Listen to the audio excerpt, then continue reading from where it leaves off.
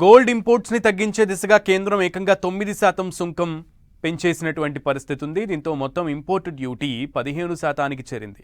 అదొక్కటే కాదు, ఇంకా తెరపైకి గోల్డ్ మానిటైజేషన్ స్కీమ్ తీసుకువస్తుందనే అంచనాలు నెలకొన్నాయి. ఇళ్లలో లాకర్లలో ఉన్న వేల టన్నుల బంగారాన్ని బయటికి తీసుకువస్తే ఆటోమేటిక్గా గోల్డ్ ఇంపోర్ట్స్ తగ్గుతాయనే అంచనానే ఇందుకు కారణం. అయితే నిజంగా గోల్డ్ మానిటైజేషన్ స్కీమ్ వర్కౌట్ అవుతుందా? ఇంతకీ ఈ గోల్డ్ మానిటైజేషన్ స్కీమ్ అంటే ఏంటి? Take a look.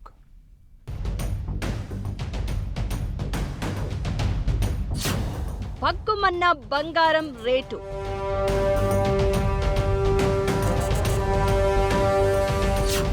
ఒక్కరోజే భారీ పెరుగుదల.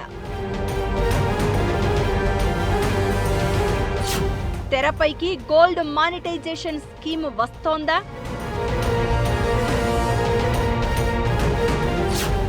ఇంట్లో దాచుకున్న బంగారం బయటికి రప్పించేందుకు కొత్త వ్యూహాలు సిద్ధమవుతున్నాయా? దిగుమతి బిల్లుకు వడ్డీ పథకంతో చెక్ పెడతారా? నాణేలు, కడ్డీలు, నగలు ఎలా ఉన్నా సరే గోల్డ్ మానిటైజేషన్ స్కీమ్లో భాగం.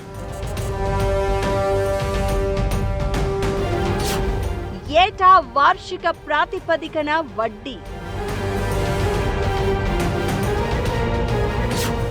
టైం లిమిట్ దాటిన తర్వాత కావాలంటే గోల్డ్, లేదంటే క్యాష్.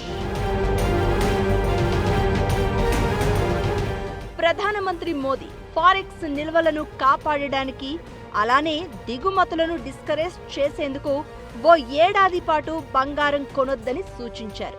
ఇది ఎవరు పాటిస్తారో లేదో తెలియదు, కానీ పసిడి ధర పగబట్టినట్లుగా వరుసగా పెరిగింది. అందులో బుధవారం ఒక్కరోజే 10 గ్రాములకు 13,000కు పైగా ఎగసింది. మరోవైపు గోల్డ్ మర్చెంట్స్ ఫెడరేషన్ తమ 3.5 కోట్ల మందికి ఉపాధి కల్పించే పరిశ్రమను దెబ్బకొట్టవద్దని విజ్ఞప్తులు చేస్తున్నాయి. ఇలాంటి తరుణంలో కేంద్రం ఓ వ్యూహం సిద్ధం చేసింది అంటున్నారు. అదే గోల్డ్ మానిటైజేషన్.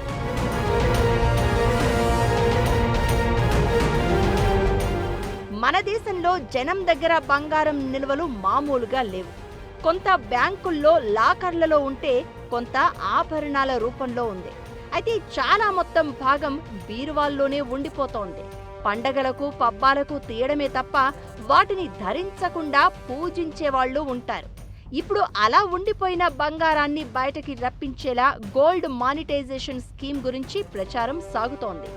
ఓవైపు బంగారం వ్యాపారంలో ప్రముఖ కంపెనీలు కూడా ఇప్పటికే ఇలాంటి స్కీమ్లను అమలు చేయడం ప్రారంభించాయి కూడా. పాత బంగారాన్ని తీసుకువచ్చే కస్టమర్లకు వాటికి బదులుగా కొత్త బంగారు ఆభరణాలను తయారు చేసి ఇస్తామని ఆఫర్లు ఇస్తున్నారు. అయితే కేంద్రం తెచ్చే స్కీమ్లో పబ్లిక్ దగ్గరున్న బంగారాన్ని డిపాజిట్గా పెట్టుకుని వాటిపై వడ్డీ చెల్లించడం మెయిన్ కాన్సెప్ట్. ఇంట్లో నిరుపయోగంగా ఉన్న బంగారం ద్వారా ఆదాయాన్ని పొందే అవకాశం కల్పించడం ద్వారా జనం దగ్గరున్న బంగారాన్ని బ్యాంకుల్లోకి రప్పించాలనేది కేంద్రం ప్లాన్గా చెప్తున్నారు. నాణేలు, కడ్డీలు, నగలు ఇలా బంగారం ఏ రూపంలో ఉన్నా గోల్డ్ మానిటైజేషన్ స్కీమ్లో భాగంగా బ్యాంకుల్లో డిపాజిట్ చేయవచ్చు. బ్యాంకుల్లోకి మన బంగారం వెళ్తుంది కాబట్టి స్టోరేజీ సమస్యలు ఉండవు. ఇది ఫిక్స్డ్ డిపాజిట్ల రూపకల్పన చేస్తారు. డిపాజిట్ చేసే బంగారంపై వార్షిక వడ్డీ పొందవచ్చు. ఎఫ్డి కాలపరిమితి తీరిన తర్వాత బంగారం రూపంలో కానీ నగదు రూపంలోనైనా తిరిగి అందుకోవచ్చు.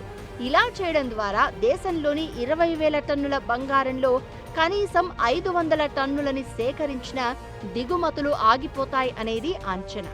అలానే ముందు స్కీమ్లో చేరే ముందే క్యాష్ ఎంచుకున్న వారి బంగారాన్ని కరిగించేసి గోల్డ్ మర్చెంట్స్కి అమ్మగలిగితే ఇక విదేశాల నుంచి దిగుమతి చేసుకోవడం తగ్గుతుందనేది కూడా మరో అంచనా. అయితే ఇవన్నీ కూడా కేంద్రం కన్ఫర్మ్ చేయాల్సి ఉంటుంది.